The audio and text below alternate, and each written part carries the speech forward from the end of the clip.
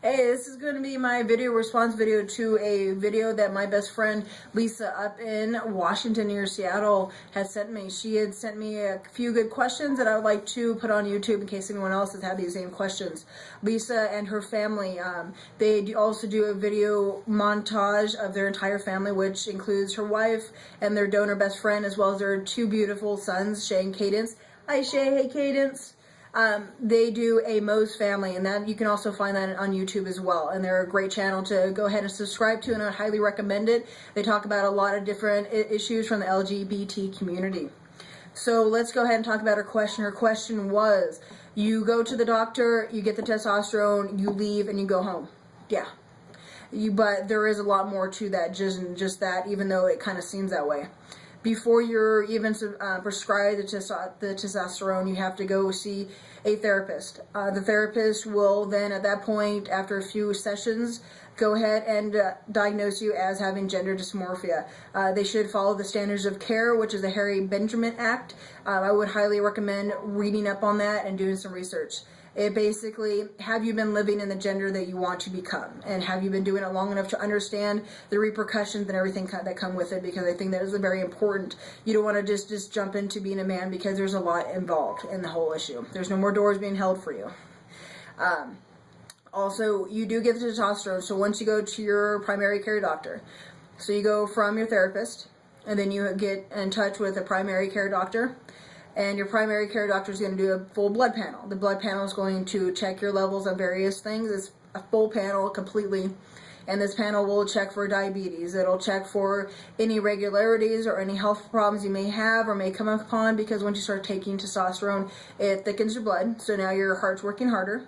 It makes you more prone to diabetes and all sorts of heart disease and other complications that I don't think that the entire community, medical community is, or even queer community is aware of, because there's not a lot of transgender men out there. There's not a lot of FTMs out there that have been doing this for a long time.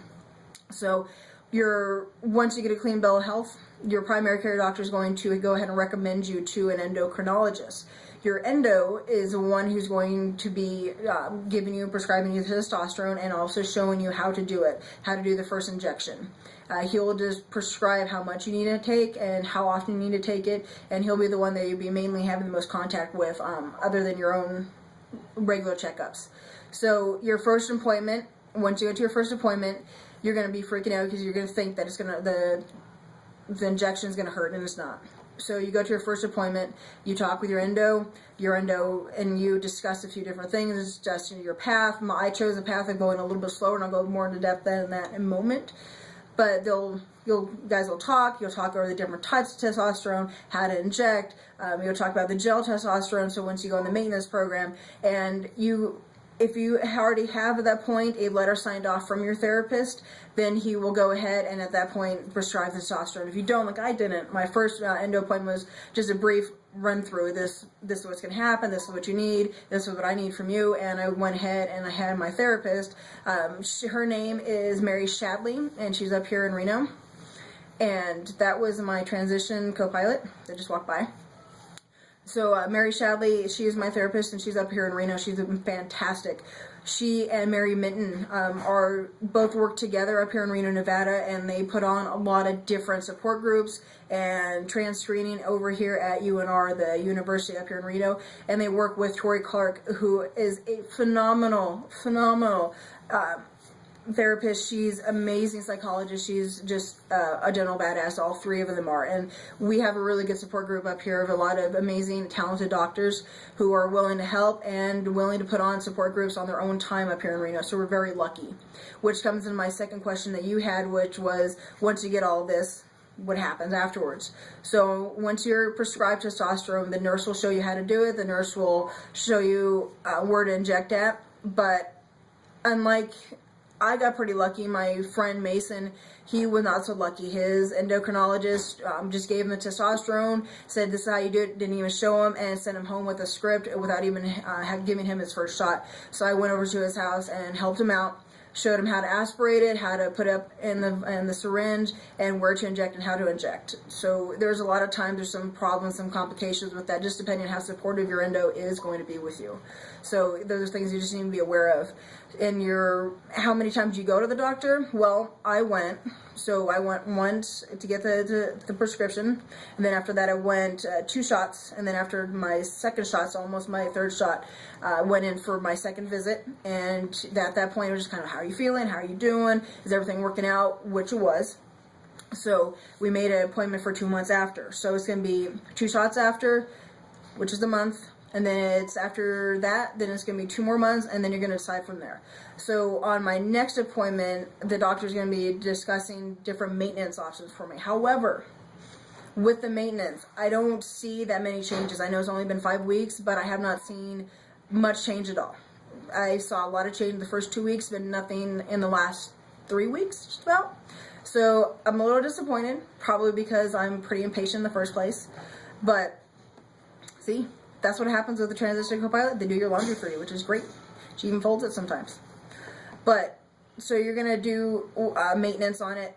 But with me, like, I haven't seen really any changes, and I was going to do this slowly. I was only going to do injections for a very short amount of time, then go straight to the gel as a maintenance. I've decided not to do this, and I'm going to discuss this further with my endo on January. I'm going to let him know that I don't see any negative results as I had thought. I thought I was going to turn into a raging hormonal asshole that was going to be harmful to people around me, because I'm already have anger management issues, but it actually calmed me down. And I'm a lot more calm, cool, and collected for the most part, except when little things piss me off. So my next appointment, I'm going to decide not to do the maintenance, and I'm going to continue with injections up until 6 months, see if I'm at where I need to be, and then after the 6-month mark, if I decide that I haven't seen enough changes, then I'm going to go through a full year. Once you're at the year mark, there is no turning back. You're going to have, I'm hoping that I'm going to have irreversible changes at that point. I'm going to hope that my voice is irreversible, that I have Adam's apple, that I have the hairline, I have the redistribution, I'm going to have the muscle structure that I want. I'm hoping at that point. But again, I haven't seen any changes, and this might be because I didn't go from soft butch, femme, or just regular lesbian and then go FTM. I've been butch for the last 8 years. And through that time, I am this way. I've been this way for a number of years, so it's not a big deal to me. So it might just be because I'm so masculine and I've always been masculine, there's no changes. And no one's seen any big changes in me, and I haven't seen enough at all to say that in the next few months that is not going to be something I want. So I know it's going to be something I want to continue, and I'm hoping after a year that at that point I can decide to go to a maintenance routine. Lisa, I did clean my fingernails. I work in a machine shop, but I did try. I did give an honest effort in trying to clean up my fingernails for you. Just for you, I did clean them up. Let's see what else, what another question you had. Oh yeah, you brought up that you've known me for the last 4 years and you're just kind of waiting for me to get to the point where I knew that I was transgender. Well, thank you for always being there for me and not pushing me, and always being the supportive best friend that you are, and been through so many relationships and do so many different ups and downs that I've been through. You did mention that it's good that I've had the last 8 years under my belt as who I am, and you're right. This has been a great last 8 years, and it's been fantastic learning who I am and who I've become, and growing into this person. I'm glad that I've had 8 years for my body and my face to mature to be where I want them to be, because once you start taking testosterone, a lot of times some guys end up looking like 12-year-old boys for the rest of their life, because you've almost stopped time. Because if you're not giving yourself enough time to mature, you've got to go through a second puberty almost. And if you're not giving your face enough time to mature, your body enough time to mature, if you're doing it very younger, who knows how you're going to progress. But I know that as a butch lesbian, that you always look younger than you are. Like, most people wouldn't suspect for a second that I'm 33. They're like, what? I still get carded all the time. And I'm just really glad to have that as a vanity, but I'm also glad to have the last 8 years of going through as much as I've been through. I've been through a horrific somewhat marriage with my ex-partner. We both weren't the people who we needed to be in that relationship, and that didn't end as well as either one of us had planned. But had I come out transgender earlier, I probably would have never brought into this world, or helped bring into this world, a beautiful little girl named Lucy. And she's amazing. So, had to come out as transgender, she may not be here. So I've learned to be a dad. I've learned to be a parent. I've learned so many amazing things. I've had so many amazing friends that I've met along the way who I've needed on this journey, who I've needed to be there for me and be with me. Because when you transition, it's a lot of fumbling around in the dark.